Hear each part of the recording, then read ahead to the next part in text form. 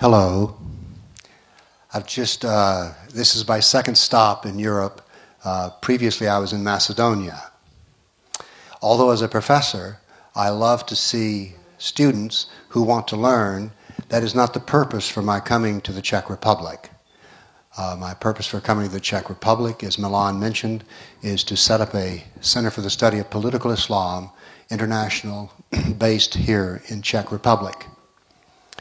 It started out just in America, but there is much to be done other than writing books and giving lectures. There's practical political work that needs to be done, and that's what we need to do with CSPI. What we want to do here is to establish several things. We want it to be educational. We're looking for people who want to learn and then lecture. We're also looking for researchers. One of the things that's interesting, which I will be displaying to you here at first, which is a history lesson, is that the true history of Islam is not known.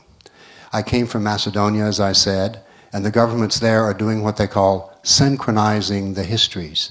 And what is happening is Turkey is putting a lot of money into the Balkans, and they no longer want to insult the Turk by speaking of the Ottoman Empire and what it did to the Balkans.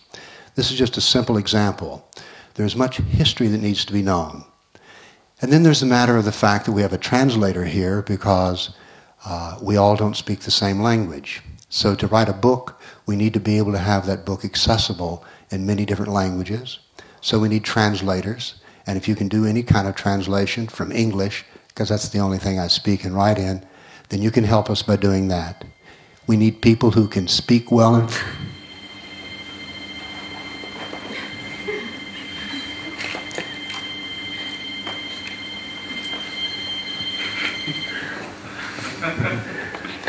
that has happened to me while I'm speaking on stage.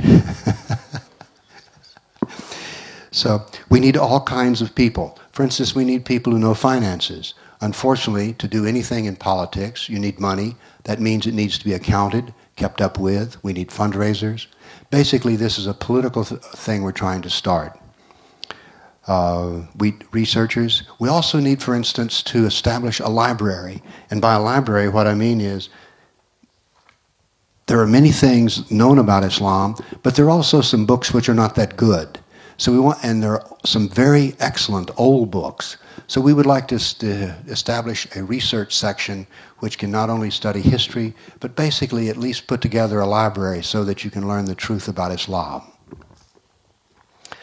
Now then, I'm a scientist, and I love rational or critical thought. And so when 9/11 happened, and 9/11, September 11th, 2001, is the break point in America's acceptance of Islam. That's a stopwatch, so I know when to quit. Have we not all been listening to a speaker and they're like, hello, will he stop? So, so anyway, I realized that in America, no one knew a Sikh from a Hindu, from a Buddhist, from a Muslim. Now, I started my study of Islam when I was 30 years old, which was 43 years ago. So I've learned a bit about it, and I've been rather fascinated about it because I'm also fascinated by the fact that I believe that religious doctrine is an overwhelmingly important component of history, which today wants to be sort of submerged or brushed aside. But I think that we will see here that doctrine will drive history. I'm also going to be talking about, you're going to see some parts of Europe involved here, because one of the things I want to explain is how and why did the Dark Ages occur?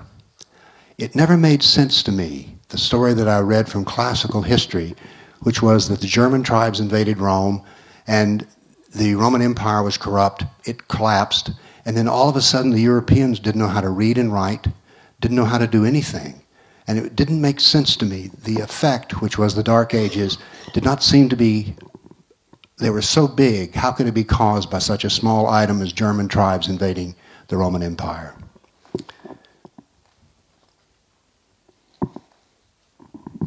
We have our first slide, which is, I'm not used to working with a cord on a microphone. We have our first slide, which is, how did this come about? Exactly, the green is Islam. How did this happen? Most people have no idea. So we want to examine that.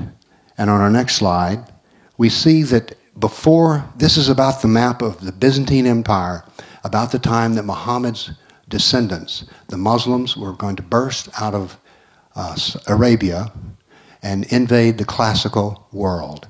So this was what the classical empire, when the fall of Rome happened, is being reestablished. This is the Byzantine Empire. And on our next slide, we see what happened in 25 years after Islam invaded the classical world. How did they spread so far, so fast? North Africa, we also have the Middle East. How did this happen? A good explanation is generally not given. It collapsed so fast. And on our next slide, we see here what I call the first stage of classical annihilation. The Byzantine Empire is shrinking. Islam is pressed into what's called Persia then in those days. And there's almost none of the classicals left in North Africa. On our next slide, this is basically 100 years. This is a massive expansion. How did this happen so fast? This is like a collapse. Why did this happen? On our next slide, you're going to witness something here in the sense of this is going to be a data-driven talk. This is going to be about facts. This is going to be about objective thought. That is, anybody else can do the same work that I've done. This is important. One of the things I want to do as CSPI is to teach people how not to use opinions, but to use facts. We want to use our intellect. We don't want to use emotions. There was a big book published, and when I say a big book, it was a 1,100-page history book called The Rise of the European Economy, AD 300 to AD 900. Now that sounds like a very boring book, but it was fascinating. It was the first history book I ever read which did not have a story. All right? And it even said so in the book, this is a narrative without a story. What had happened is that there had been a lot of research about the archaeological remains under the Mediterranean Sea. Now it turns out one can learn a great deal about looking for shipwrecks beneath the ocean. Let me give you an example. The Mediterranean, particularly in the classical world, was very dangerous to sail on. So therefore, there was always a certain percentage of sailing ships which sank. So if in a certain time period you find a lot of ships, that tells us there was a great deal of trade. If there's a period in which you don't find ships, that means that there was not a lot of business going on.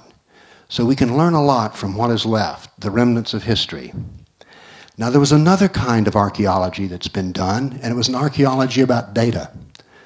Old classical documents had been translated and then put into a massive database. And this was one of the most fascinating things. Because in the back of this book, in the appendix, were all these battles fought between Islam and the classical civilization. Now most people, even if they know a bit about history, they may know about Lepanto, they may know about the fall of Constantinople, they may know about the invasion in Spain in 711, and that begins to be about all that most people I know who would consider themselves pretty good historians know about. Well, there was just battle after battle after battle. I was fascinated because I thought this was the insight that I'd been looking for to try to explain the Dark Ages and the rise of Islam. Well, once I took all the battles in the appendix out of this book, I then began to use the internet to do research, and I put together a database of 548 battles that Islam fought against the classical civilization. 548. Well, now what was I going to do? Because who wants to, if I sat here and started reading to you a list of 548 battles, you would head for the door. But we needed a way to display this, so I developed something which I called a dynamic battle map. Because what I want us to see is not what one battle did, but the sweep of history. So this is a strategic overview. This is one frame from what a dynamic battle map is. I took the period that I had information, which was from AD 632 to 1922, and divided it up into 20-year periods. So every time the map changes, it's another 20 years. And we see here that what we have in these white dots is the present day, call number 2. So what we want to do is, these are the new and current battles, and then they are going to change to red, which means they're now in history. So we're going to build up with every 20 years an overlay of all these 548 battles. So now then, if we could play the first movie.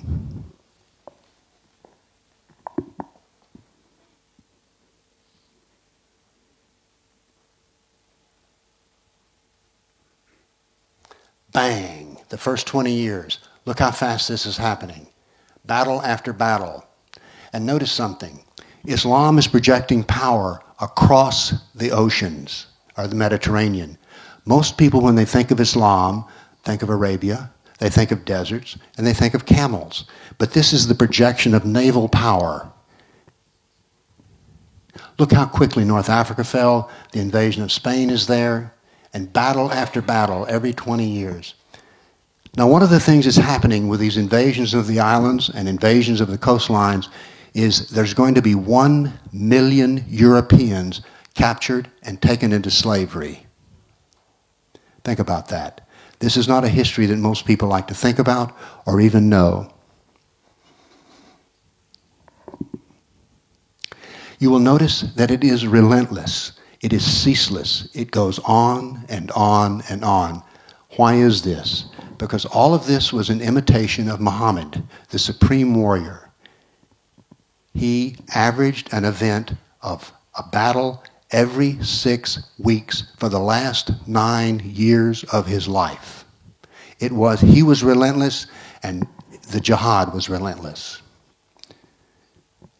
Now what's going to happen is, there's going to be, the green is going to disappear in Spain. And look what's happened now. We're past the fall of Constantinople, and now then the Balkans are being hammered. And as you probably well know, they're going to get up to the gates of Vienna.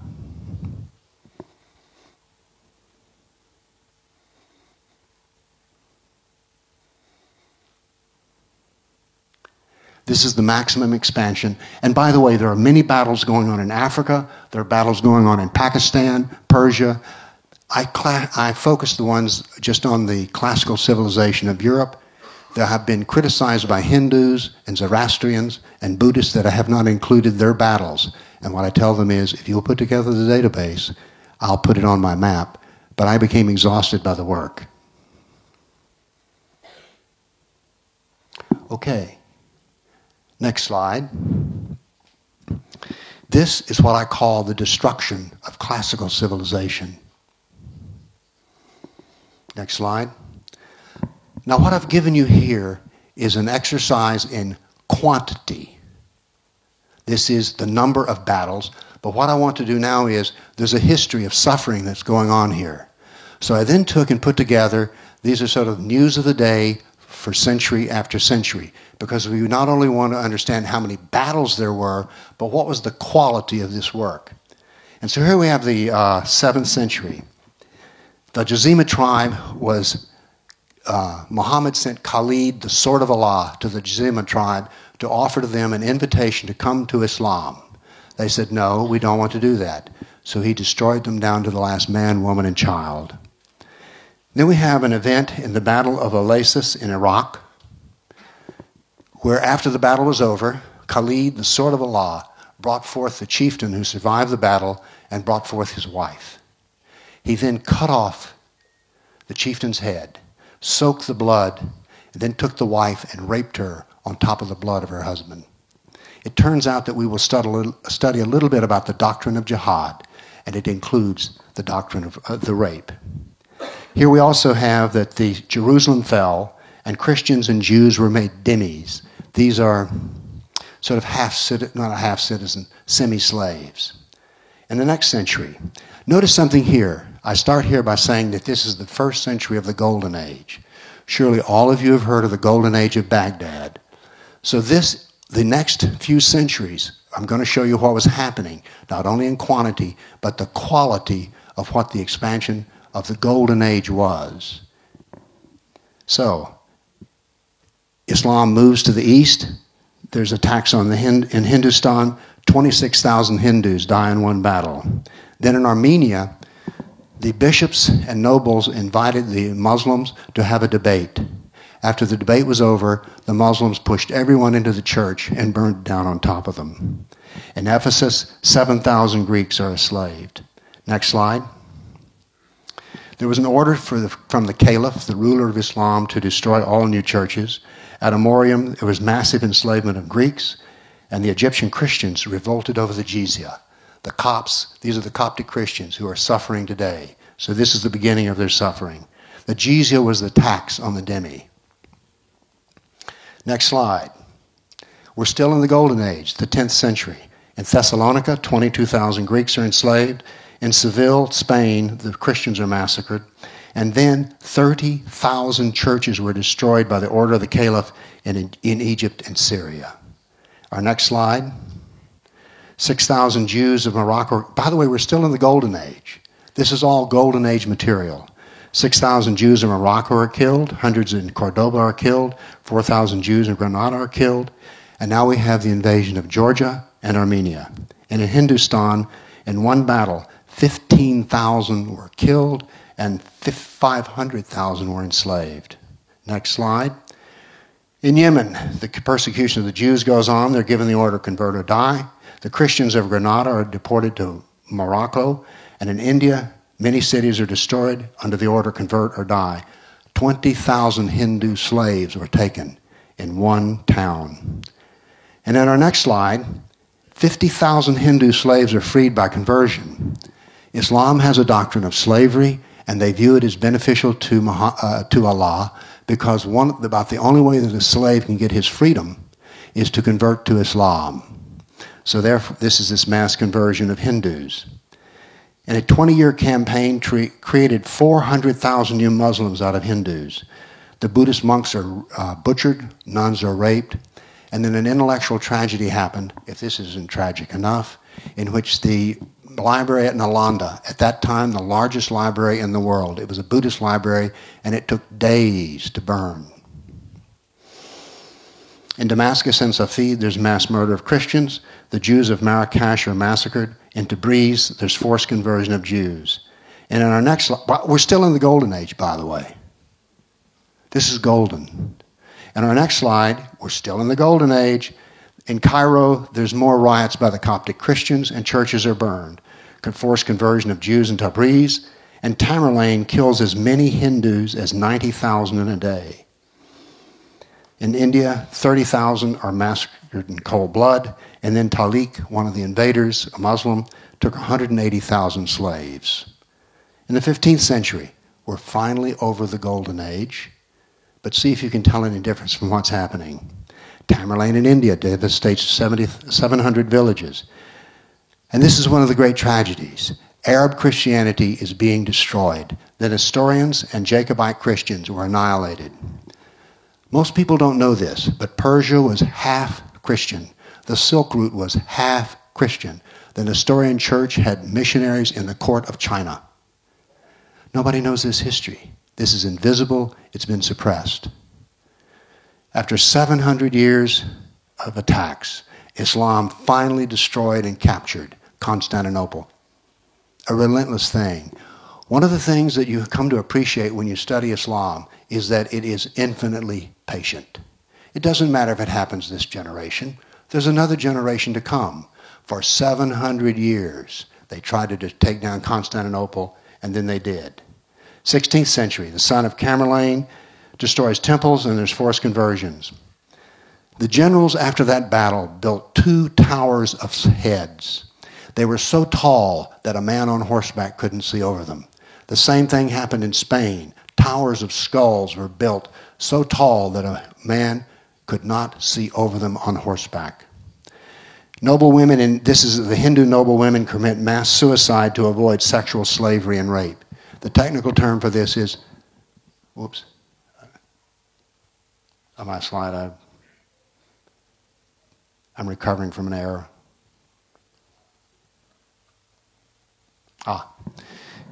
There is a custom which evolved in which, after the battle, if the Hindus lost, the particularly the elite women, the elite leaders' wives, would commit mass suicide by throwing themselves into fire, the practice of sati. Have any of you heard of the concept, or the name, the Hindu Kush in Afghanistan? Hindu Kush means death place of the Hindus. So you can look on Google today and you can see the Hindu Kush.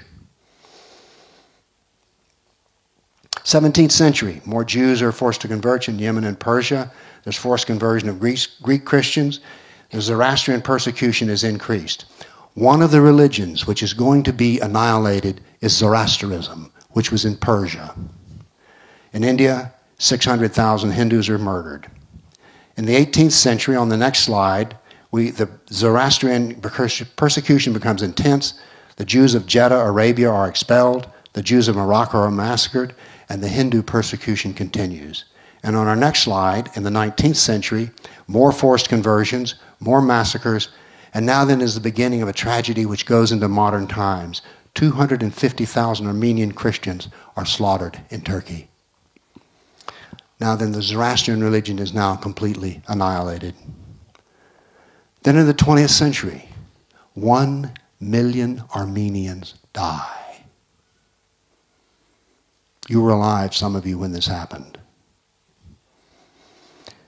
Now then, I want to say a bit about the classical civilization. It was a Mediterranean civilization because the Mediterranean gave easy and safe transport. And here we see some figures. And this came from this book, The Rise of European Economy, AD 300. It took 10 days to sail from Carthage, North Africa, to Italy. But if you took a land trip, it took 140 days.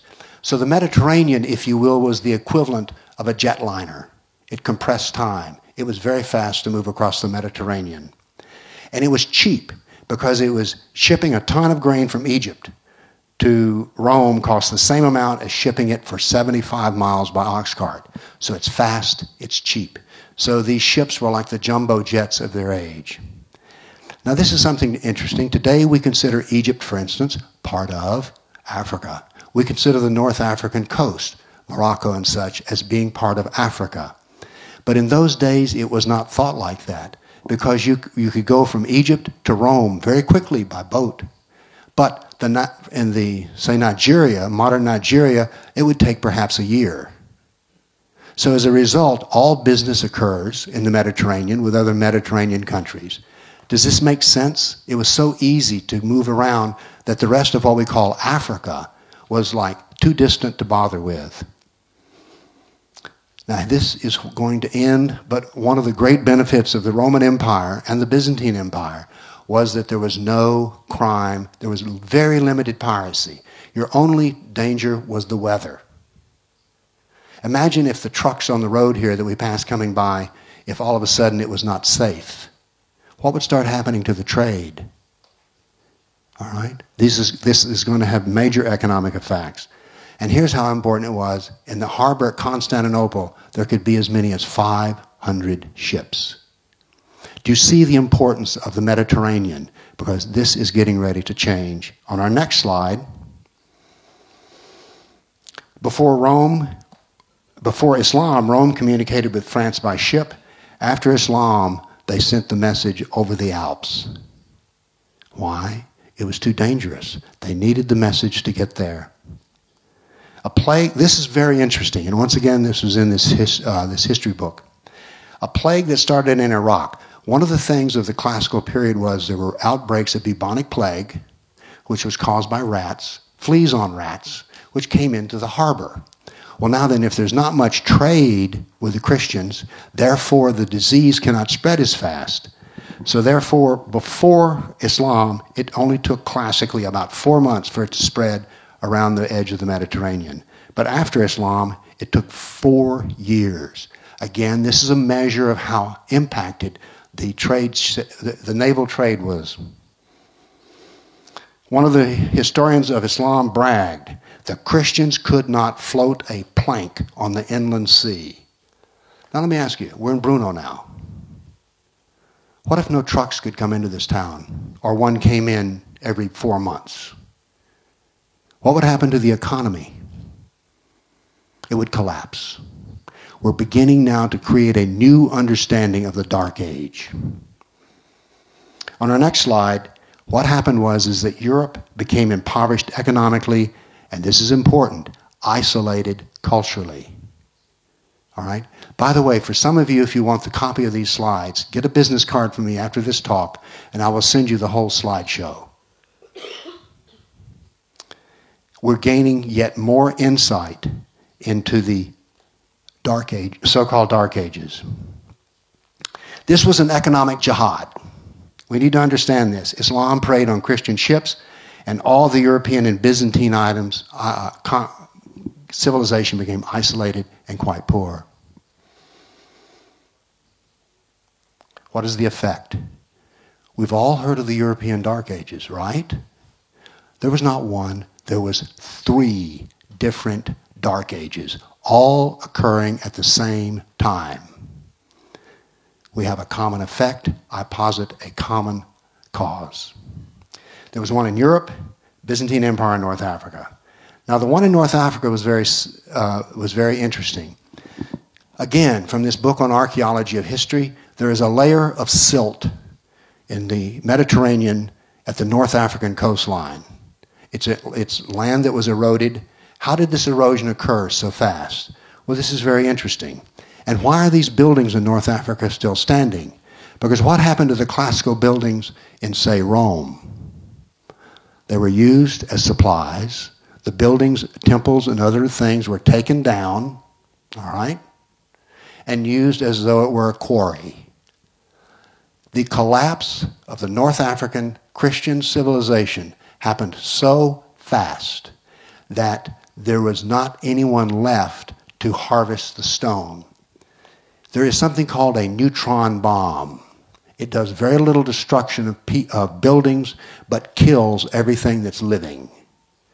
This happened so fast that there was no one left to take these buildings down. Now then, on our next slide, I want to say one more thing here. Now let's move along. So what did the Europeans do? Well, they did what they could with what they had. The economy became primitive, trapping animals and selling furs. Then there was selling of lumber, and they had skill with weapons, ironwork, and so they made swords. And then this is the most tragic and shameful part. The Europeans sold their own into slavery in the Muslim world. And I think that this is one of the reasons that people don't want to know this history. Who's proud of the fact that your ancestors sold each other in order to get by?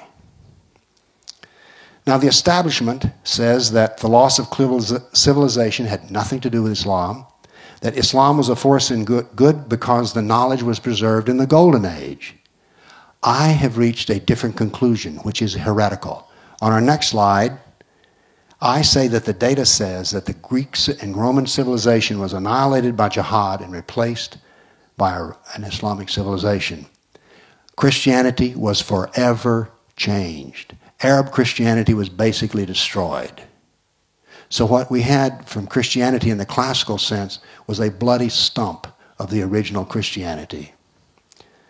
On our next slide, now then, in America, I don't know here, but if you mention anything about Islamic jihad, as I've done here, they say, oh, but what about the Crusades? The Crusades were the worst thing that ever happened. It was shameful what the Christians in Europe did. They made some mistakes. But let me tell you something. You've already seen that churches were being burned and destroyed. There was constant brutality against the Christians. Christians were fleeing, and the Byzantine emperor pled for help to the Pope. Now, this was bitter in his mouth to do this, because one of the tragedies of Christianity was, when faced with Islam, it divided amongst itself and fought with others. That is, the jihad was so intense that the arguments they had amongst themselves limited them because they would not unite for a common enemy. On our next slide, though, we see what the Pope saw. This was Europe at the time of 1100 AD. So this was the world he saw. Battle after battle had taken place. Christianity in North Africa was gone. Christianity in Spain was under constant attack. So the persecution of the Christians was not an abstract thing to the Pope. And so the Crusades started. Now, in our next thing, what I want to do here, remember I showed you a dynamic battle map, and I have another battle map which shows the Christian offensive war battles in the same time frame and in the same way. All right, so now we need to play our Crusades movie. Okay, so here's the Crusade battles. On the same time, everything is 20-year period.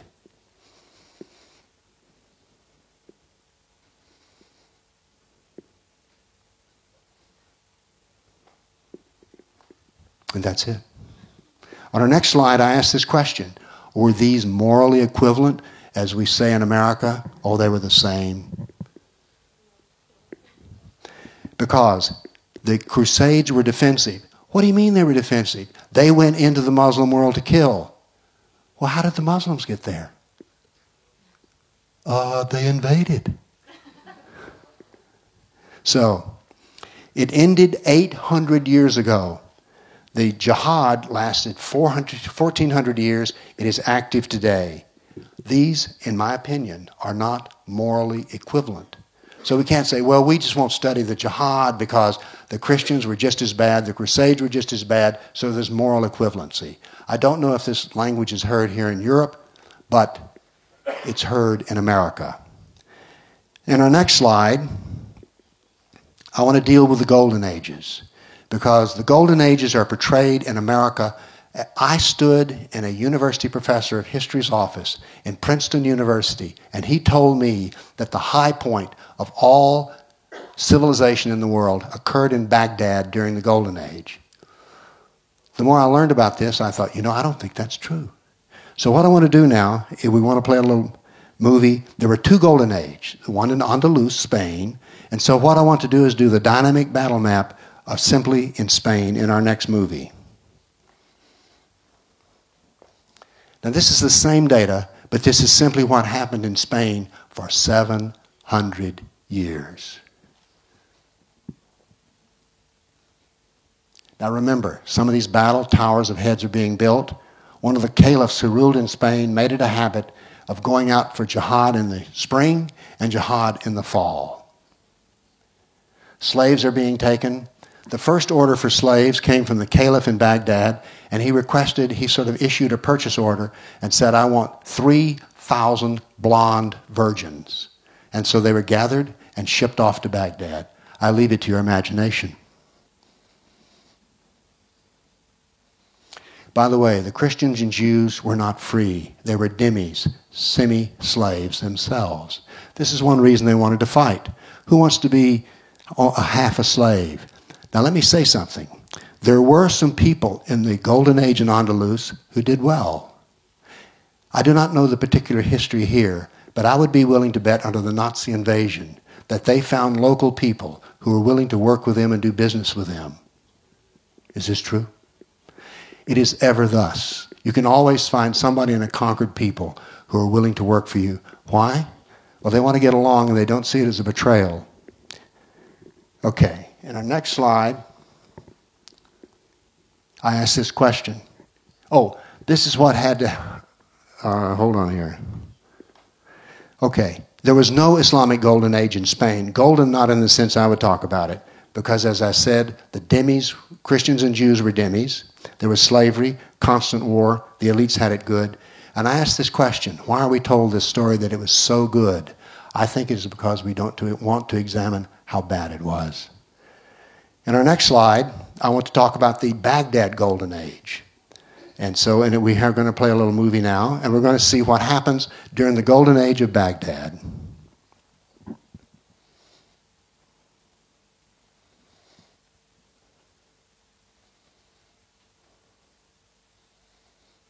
The battles start.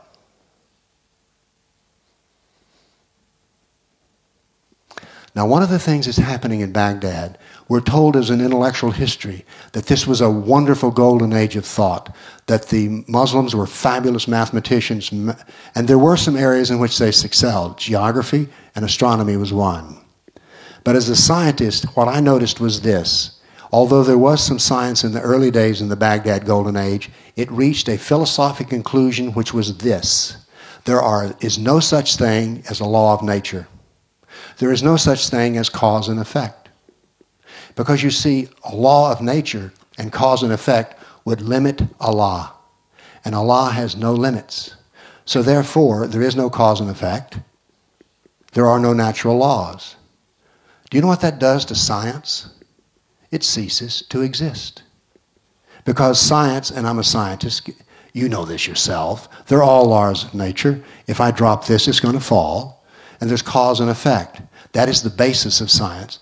But I ask you this question. When we look at those who've won Nobel Prizes, very few of them come from the Muslim world, and those that do, they were in a kafir. Kafir is an unbeliever. Kafir is a, you would call it infidel, perhaps, is the word you've been given. But the Nobel Prizes come in kafir nations with kafir partners. All right, in our next slide, let's examine, once again, Christians and Jews were dhimmis. Christian women were used as sex slave, where they deny cause and effect. Now then, they say that Baghdad preserved the classical civilization, the books, the literature. They destroyed 90% of them. I ask you a question. If 10% made it golden, what do we talk about when we say the original 100%? What do we call that? Why wasn't that platinum? And by the way, all those wonderful translations, they were not done by the Muslims. Hello. Do you know what the first book written in Arabic was? The Quran. Literacy was almost unknown amongst the Arabs or the Arabians. So the translation work was done by those who were skilled in knowledge. They were the Jews, but primarily the Christians did the vaunted translation work. All right, on our next slide, we take a look. Here is the Islamic world today. This is how it's come. Now then, there's a database I told you about of 548 battles, but it stopped in the year 1922. So, has anything changed? There's a marvelous website called thereligionofpeace.com. This is a typical frame from thereligionofpeace.com. So I looked at this, and to me this is all data, and you'll notice there are 19,000 jihad attacks since 9/11. The reason I use 9/11 as a reference is I'm an American, and for us that marks the beginning. This data now is, the data on which I'm going to graph and chart for you is based on 19,000. The number is 22,000 a day. In America, these battles and these deaths are not reported. And if they ever are reported, they're never connected to anything else that happens. You'll notice what I'm talking about here is systemic knowledge. What's important is not one particular event, but the sweep of history. So here we go. These are in the 10-year period, this is where it was scattered across the world. Now then, I plotted the battles over a 10-year period. The red is the total number of jihad. The green is Muslim on Muslim jihad. And then we have the yellow, which is Muslim on Kafir.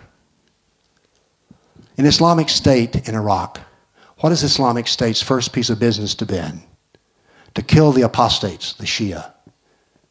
To kill those who work for the government, who are hypocrites. Now, they're not making this up. Because let's go back and look at classical Arabian history. After Muhammad died, the first caliph, which is like a pope, king, warrior, when Muhammad died, a lot of Muslims said, you know, we've enjoyed being a Muslim, but Muhammad's dead, so we're out of here. We're gone. We're going back to what we were doing before Muhammad. And Abu Bakr said, oh, no, you're not. No one leaves Islam. So then started the Ridda, or the apostasy wars. 30,000 Arabs died, and after about 30,000 of them died, the rest of them said, you know, the Islam thing looks good to us. So then came Umar, who gave the biggest expansion. There were several reasons the expansion happened so fast. Number one, the Black Plague had come through the classical world. The other was Greek and the Greeks and Persians had been fighting. And then there was, so what Islamic State is doing in Iraq is exactly what Abu Bakr and Umar are doing, because it is the grand strategy of Islamic State to clean out the apostates, to clean out the hypocrites, so that there is a solid fist which can be used. And what does the caliph, self-declared caliph of Islamic State, call himself? Abu Bakr al-Baghdadi. It is an imitation of history, a repetition, not an imitation. Now then, I broke the data down. By the way, notice that this jihad in the religion of peace is relentless. It's against Kafirs and impure Muslims. Jihad adapts, but it does not change. It is a constant doctrine. Our next slide, we have the jihad attacks per year, and I just chose 4 countries. I didn't want to choose them all. So here we have Israel, India, Thailand, and the Philippines.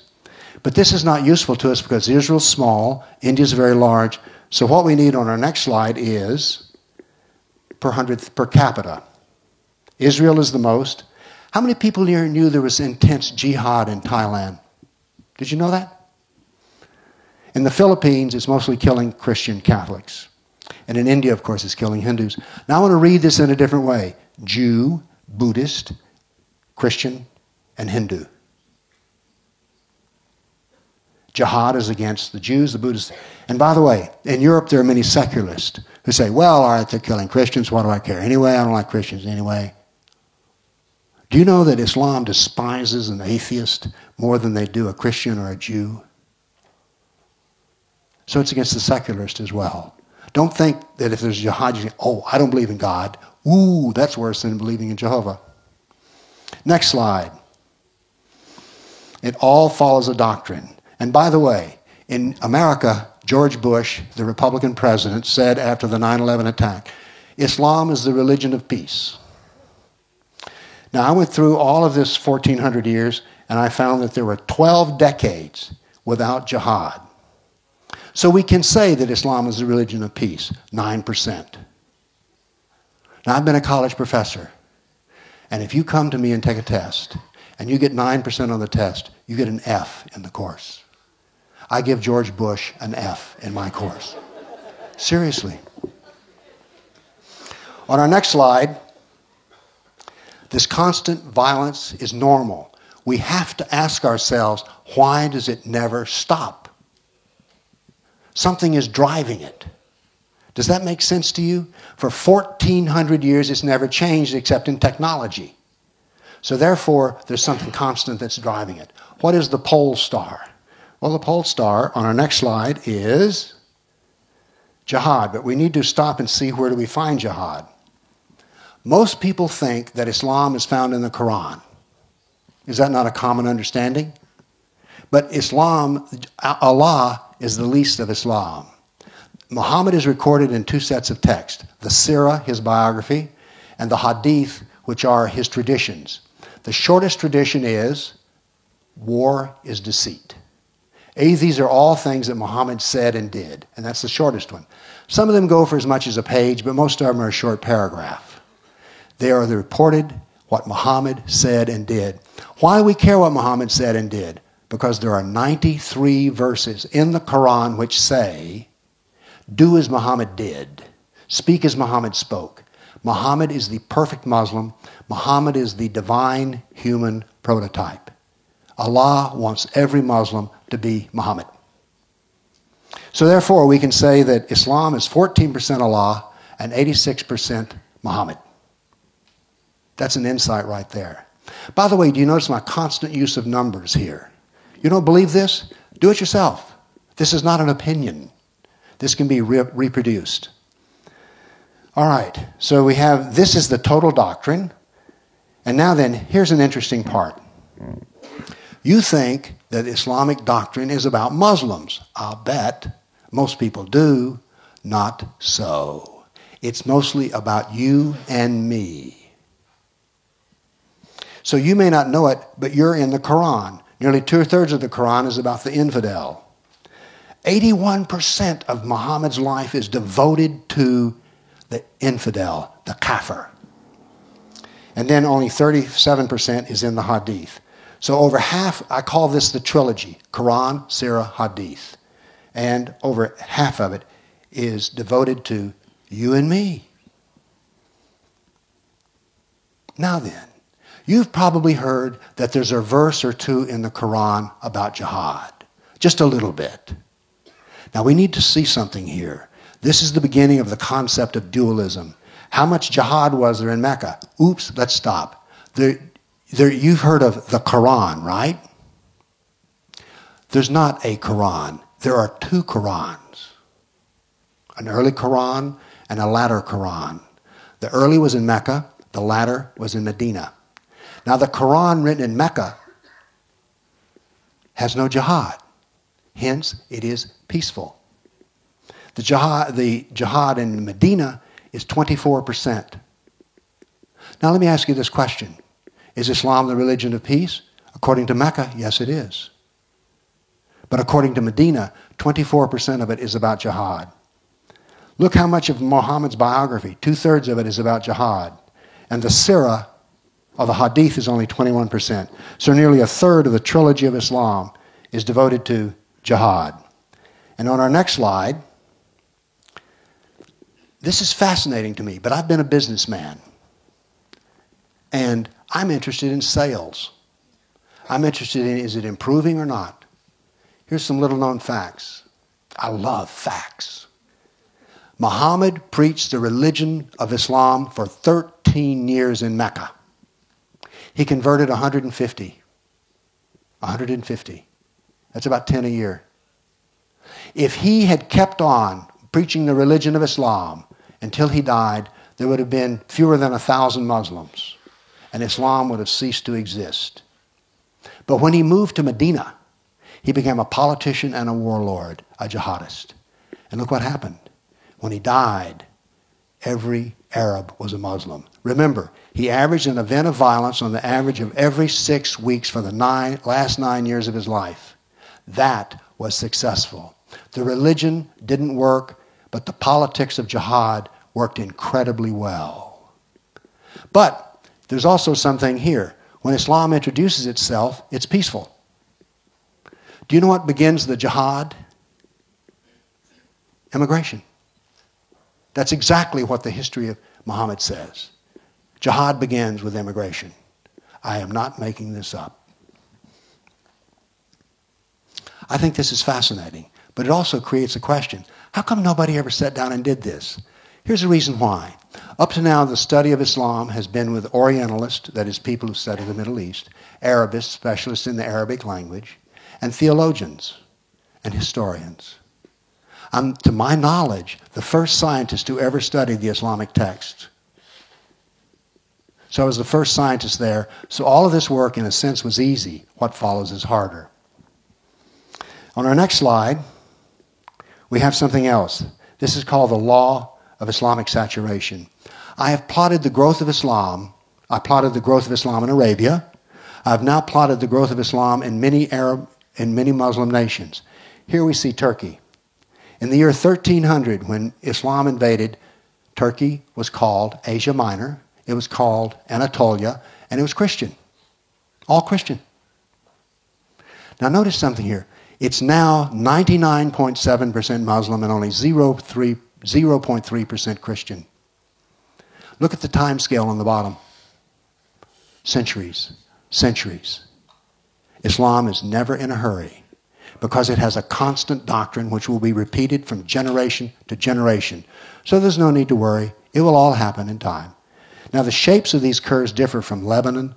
For instance, Lebanon was a Christian nation before the Second World War. It's now primarily Islamic. Do you know why? Because the Christians, out of their compassion, admitted the Palestinian immigrants. It begins with immigration. I call it the law of Islamic saturation. It will not cease in Turkey until the last Christian is gone. On our next slide, I'm also the first person who ever asked this question. How many have died in jihad? Is this a reasonable question? Yes, it is. You can ask the question, how many died under Stalin? How many died under Mao Zedong? How many died under Pol Pot? How many died under Hitler? These are numbers that are well known. No one has ever asked the question, how many have died in 1400 years? The answer is 10 million Buddhists, 80 million Hindus, 60 million Christians, and 120 million Africans. The Africans' death was at the result of slavery. It is Islam that drove the slave trade in Africa. Every black African who came from Africa to America as a slave was sold to the white man on the wooden ship by a Muslim slave trader, and they were taken from slave pens. It was a business deal. There were invoices, there were bills of sale, there were inventories. Now let me tell you a little bit about the process of classically collecting slaves. And I have spoken with Africans who were slaves under Islam. They come into the town and they kill those who can defend. Then they capture those who will be available to be made to work. What happens to the children and the babies? They're left behind. What happens to the weak, the crippled, and the old? They're left behind. What happens after all the people who can work and do things? They die of attrition. Then they also die on the forced march. Livingstone interviewed Islamic slave traders and said, "Why do you do this?" They said, "It is our religion." But they said, "You know, there's something peculiar about this." Many of the slaves die of what they called a disease of the heart. That is, they became so depressed that they simply died. Okay. On our next slide, I maintain that doctrine drives history and that history shows the true nature of political Islam. Oops, I never explained to you what political Islam is. Let me say this. I have absolutely no interest in the religion of Islam. The religion of Islam was preached in Mecca, and it's concerned with a Muslim avoiding hell and going to paradise. That is the religion. Political Islam is what affects me. 9/11, the destruction of the World Trade Towers, was a political action with a religious motivation, but the act itself was political. Political Islam is the nature of all Kafir countries, and it is permanent and it is unchangeable. Now, some people say, "Oh, Islam just needs to reform." Let me tell you what the doctrine of Islam is. The Quran is perfect, it is eternal, and it is universal. Now, let me ask you a question. How do you take a doctrine that's perfect and eternal and change it? Because if you take something out, then it's no longer perfect. And if it's perfect, you can't add anything to it. Does this make sense? So, there is no such thing as moderating Islam. Now, a Muslim may be moderate in the sense that he doesn't practice all of Islam. By the way, do you notice something here? Am I talking about Muslims? I'm talking about doctrine and history. I never talk about Muslims. On our next slide, we have looking at our own intellectual history. Why is this news to you? Why isn't this common knowledge? There's something very peculiar as you read all the historical doctrine. When Islam came out of Arabia, it was the Saracens and the Arabs. When Islam invaded from Turkey, what was it? Were they Muslims? No, they were Turks. When they invaded Spain, were they Muslims? No, they were Moors. And in England today, for instance, the Muslims are called Asian. There's something to be known here in psychology. We do not want to name those who are persecuting. Here's something else. In America, those who know about Islam are apologists for Islam. And when you see the courses they took in college, you'll understand why. They don't study the primary doctrine. They study comments by Muslims about the doctrine. It's very different when you study the root cause. And I, by the way, have very little use for secondary sources. What I want to use are primary sources, not secondary. And all the establishment specialists are apologists for Islam. The head of the Islamic Studies Department at Vanderbilt University is an apologist for Islam. It's only those outside the establishment who are critics of Islam. And I'm not really a critic of Islam. Think back what I've been telling you. Have I ever said it was wrong? That they shouldn't have done that? I've simply described what happened and why. On our next slide, I have a question for you. I sell a Quran which any person can pick up and read. Why did it take 1,400 years for this to happen? I'll tell you why. I know some of these scholars in universities. They want to be very smart. They are elites in their own way. They don't want to make it easy. Besides, they weren't taught it was easy anyway. They expected the Quran to be confusing and almost ununderstandable. So there's never even the thought, why do we make this readable? But why is it that it's waited this long? Why is it that in the schools in America, I don't know here, the Quran is not taught, Jihad is not taught, Muhammad isn't taught, the Hadith are not taught? And then in America, the sum of Islam is called the Golden Age, the high point of human history. Why do we remain ignorant and keep suffering? Now then, little story. After doing all this study, my wife, who works with me as well, she's my internet researcher, and also if you study this stuff, you need somebody to talk to, all right? So she gets to hear me talk a lot. Maybe most wives are, I don't know. But I was talking to her and I said, why is it we will not study this? Because I get a lot of pushback. Oh, you're a bigot, you're a hater, you're an Islamophobe. Why is that? I said, you know, it's like we're abused wives or sexually abused children. And she said, wait a minute. So my internet researcher went in the house and came back with a document from the YWCA, which is a women's organization. It was the rape and sexual abuse and wife beat, that's not the right word, but basically the manual on how to counsel women who've been sexually abused and beaten. So the next thing you're going to see is using this model to explain why we are who we are. On our next slide, now by the way, in America, it is not politically correct. Do y'all have political correctness here? Okay. It's not politically correct to criticize any minority. You'll be called a bigot. And then there's this element of you can actually be physically threatened. But that's this century. When we read history books, it existed before political correctness and multiculturalism. So we have to seek an answer. Now remember, I have described ongoing brutality. Now next slide we see what I call the traumatized mind. Kafirs accept violence and threats from Islam without protest. We deny the suffering caused by political Islam, and we accept political Sharia. Oh, you need Sharia? Fine. I'll describe political Sharia in the next lecture. The Rape and Sexual Abuse Manual says that violent molestation can create denial. I maintain that the Western mind is in the state of denial. Next slide. They deny there's even attack. If anyone has ever talked with women who are abused by their husbands, oh, no, no, no. Oh, occasionally, maybe a little, he did once. It's denial. Our media in the United States speaks very little of the jihad and never connects the dot. And this is tragic. The Christians never speak of the Christians being killed in Iraq, never speak of the Christians being killed in Nigeria, Sudan, and other areas. It is something you do not talk about. Denial. Fear. The fear is the tool that the abuser used to control the victim. Now this refers to, in America, there was something that was you know the Muhammad cartoons, okay? Why is there such an outrage?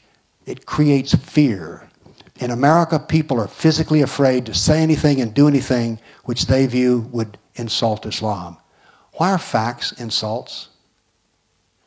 Facts are facts. On our next slide, we have guilt. We've not treated Islam in the right way. If we will only treat Islam better, all of this will go away. This violence is a result of our foreign policy in America. We have the wrong foreign policy. If we had the right foreign policy, everything would be good. If we treat the Muslims right, they'll treat us right. There's shame. They don't want this talked about.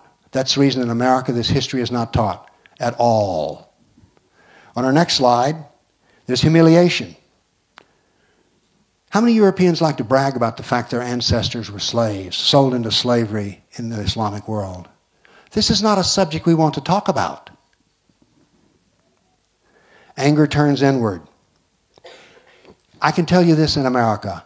After 9/11, American politics changed. It became far less reasonable. It became far more hateful. George Bush is an idiot. That is not political comment.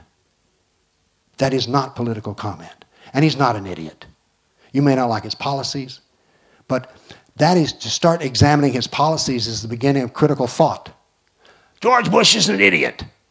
That's not critical thought. we assassinate character. With my lectures, I'm never challenged on their facts. I'm just told to be, does the term KKK mean anything to you all here? I'm KKK, I'm a neo-Nazi, I'm a hater, I'm a bigot. No one ever says, that fact is not a fact. They say, I am an immoral person. On our next slide, we're very pessimistic. In America, there's a great depression about Islam. It goes like this. Well, what are we going to do? On our next slide, here's the abuser. The abuser, no wife beater ever says, man, I beat my bitch last night. No, they don't do that. They don't strike her, or if they did, she needed it. So there's not any sense talking about it. For instance, Turkey denies the Armenian genocide. There was no genocide. Oh, there were a few people killed, but that was because of some wars. So they deny it. And by the way, they're arrogant and overly confident. Islam is perfect. There's nothing wrong with Islam, and so therefore it cannot be criticized. On our next slide, domination. The word Islam means to submit. The abuser expects submission. When I deal with Muslims, and I do so in a quiet tone of voice, I never insult, I never anger, and I use facts. They're stunned. What? You do not submit? You do not apologize? You do not try to be nice? Really, I'm telling you, they're like, I can't believe that he will stand and talk. Because they expect submission. And then they want us to feel guilty. In America after 9/11, the Muslims said again and again, we are the true victims of the attack on 9/11. People say bad things about Islam. Somebody pointed their finger at my wife with her hijab in the checkout line. We are the victims.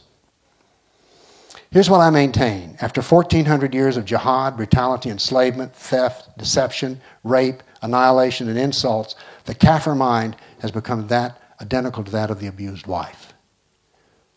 But what's the solution? We must face our history. We must face our fears. And with that, I draw you to a close. Thank you.